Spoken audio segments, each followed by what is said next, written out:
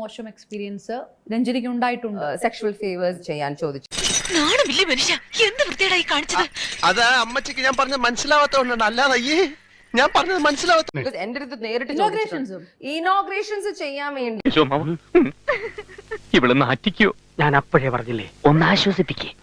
എന്നിട്ട് എന്റെ അടുത്ത് ഇങ്ങോട്ട് കുറെ ആക്ടേഴ്സിന്റെ പേര് പറയും, ഇവരൊക്കെ ചെയ്യാം.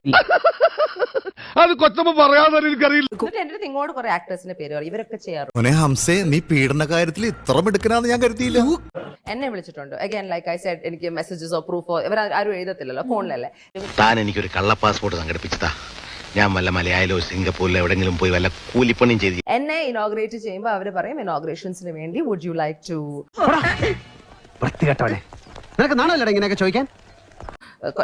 എത്ര കാശ് വേണമെങ്കിലും തരാം, കൂടെ ഇതും കൂടെ ചെയ്തു.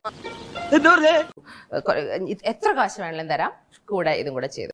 എനിക്കിതൊക്കെ ഒരു ത്രില്ലായിട്ടാണ് തോന്നുന്നത്. ജീവിതത്തിൽ എന്തെങ്കിലുമൊക്കെ ഒരു തമാശയൊക്കെ ഒത്തില്ല. എന്താണ് ഒത്തില്ല? പിന്നെ അച്ഛന്റെ ബെല്ലൈക്കൺ അമർത്തണം, സബ്സ്ക്രൈബ് ചെയ്യണം, ലൈക്ക് ചെയ്യണം, കമന്റ്